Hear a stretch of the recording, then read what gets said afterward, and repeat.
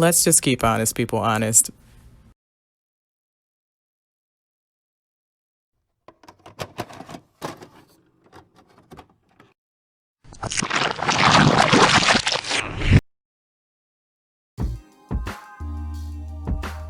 Marie Teresa. Thaddeus RV. Elena Sandovici. Lauren Luna. Rodney D. Butler. Hugo Perez. Amy Cummins. Flux the Artist. Lex Simone. Brandy Unz. Amy Malkin. Jean Barron. Teresa L. Staley. And Monique LaRue.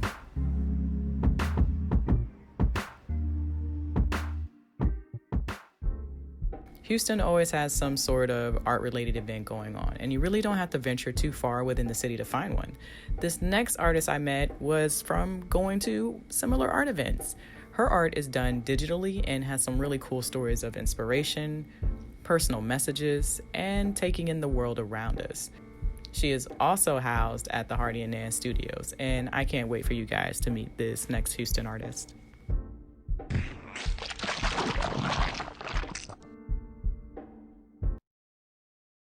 So I am Brandy Unz. I'm a digital artist here in Houston. I'm originally from New Orleans. I've lived in Houston over 30 years. And I digital, which can be a lot of things, so I like to be clear for people. A lot of times when they see my art, they think it's photography, and it's not. I'm a terrible photographer. So I use a combination of software to eventually come up with these finished pieces. And I've been creating digital art for probably 12 years, and then actively trying to sell it and put it out there for 5. What do you like about or love about the Houston art scene? For me, when I first started to get involved in the scene was this immediate sense of community. There's pockets of it, but there's a large art community here, and there's a lot of it where you can build a sense of community. People are so helpful, so useful. They've really guided me, and I've been amazed by people's givingness and talking, just the little things they do that help you as a young person starting out, and not young in age, but young in, I don't know the art world. You know, I'm just a self-taught person finding their way. And then of course the artists, like their art and their quality as people. There's so much art, you know, that's in the museums, but just the local art here and the variety of it, the quality, if I had unlimited money, the amount of art that would be in my home, y'all just don't know. There's so much. There's so many artists on my very long list of I need a piece of your work, because other artists are inspiring. Like, I haven't wanted to be, it makes me try to be a much better artist than I am. Just looking at other people's work and being involved in interacting with them. How do you feel about being an artist during COVID-19 and the current events of 2020? Oh, God. I mean, there's not a single word for the year 2020, and we're barely halfway through it. Not even, I don't see, that's even too polite. I think dumpster fire is too polite for 2020. I haven't had a haircut in 8 months. That says a lot. So when it first happened, the pandemic, the protests, all of this can be so meaningful. And so as an artist, the first moment, just as a person, is all the stresses and anxiety and things I was already living under. So that all just got amplified. So then let's throw in sales plummeted, because most of my sales are come to my studio during a show, visit, let's chat, let's talk about the story of my art, let's see how it's impacting you. So that hasn't happened since the first weekend of March. I don't know, I spent the first couple of weeks wanting to not do anything. Like, the temptation is just go back into my clinical depression and not create, not just, ostrich with my head in the dirt kind of thing. Can't do that. So I made sure that I got more creative. I've created more work at this point in the year than I normally do. And I don't feel like I've processed the pandemic, and it's come out in a few pieces here and there. I'm still working on those emotions to really express it in my art. That'll probably be something that happens for a long time. But I made sure I kept creating and incorporating things that happened. I lost my uncle, so I have one of the art pieces here behind me. It's a dedication to him. You know, it's just, I have to create, and I really need to create right now, and I think it's essential as an artist that we do that. This is one of those marked moments in time. I don't write history books. It'll be interesting to see what the history books decide to say about 2020, but the most important thing as an artist is to be expressing what's happening to you in 2020, because what's happening to you is happening to everybody else. So we leave potentially, hopefully, the artifacts behind that people find to understand the times for the people who are living through it. So it's important to keep creating. So speaking of creativity, I asked Brandy so many questions about her process as a digital artist that she invited me to her personal residence studio. I got to see her setup, the many different programs she uses, and the current piece she's working on right now. Let's go check it out.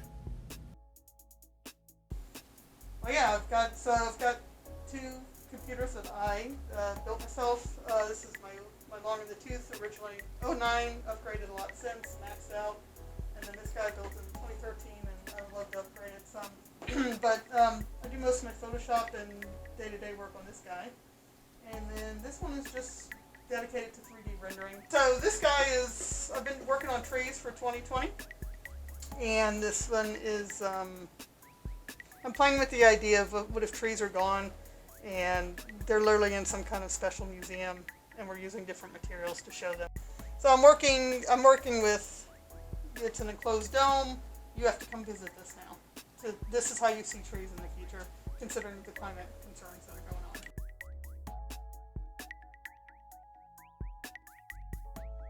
What do you think the world needs more of in this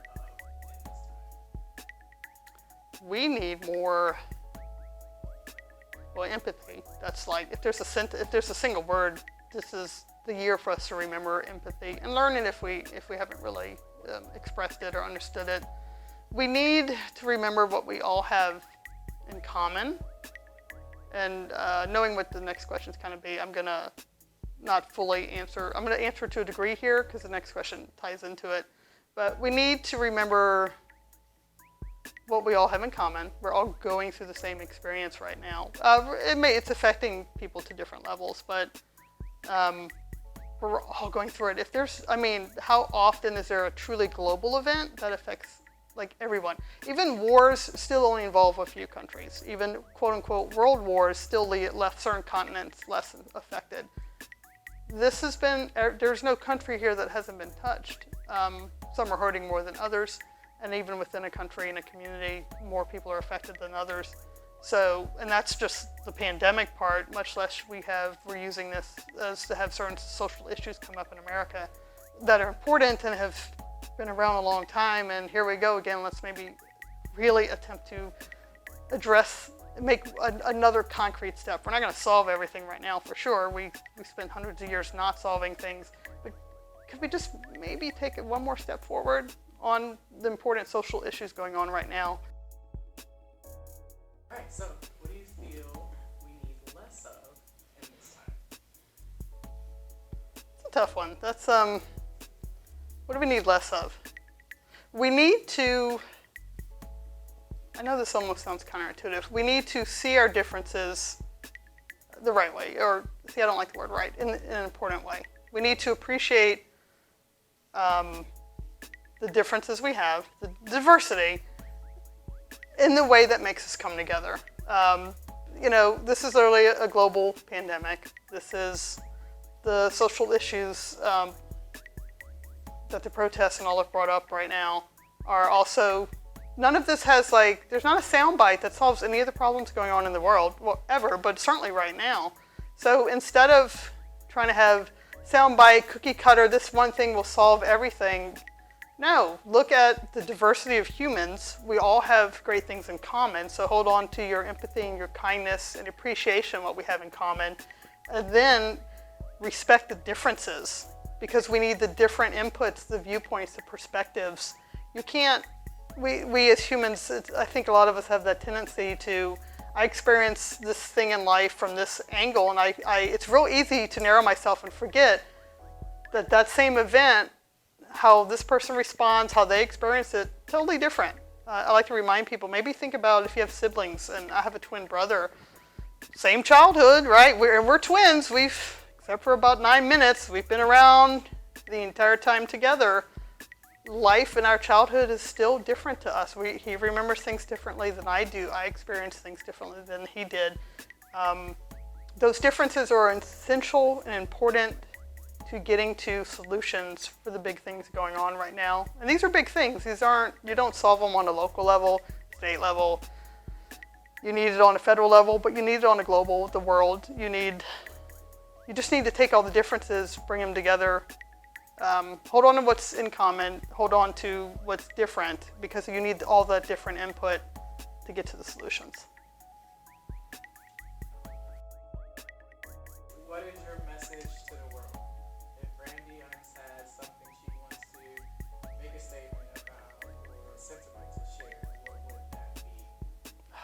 So we're back to, yeah. I'm big to I hate sound bites. There's no one phrase. But what I've learned in things in art, but also just other things in my life is, so time moves forward no matter what. You can't make it stand still. If you have a dream, you might as well keep working on it, because time's going to keep passing you by. So if you don't like where you're standing by not, whether it's pursuing whatever the dream is, you might as well take a step towards it, because tomorrow's going to show up anyway.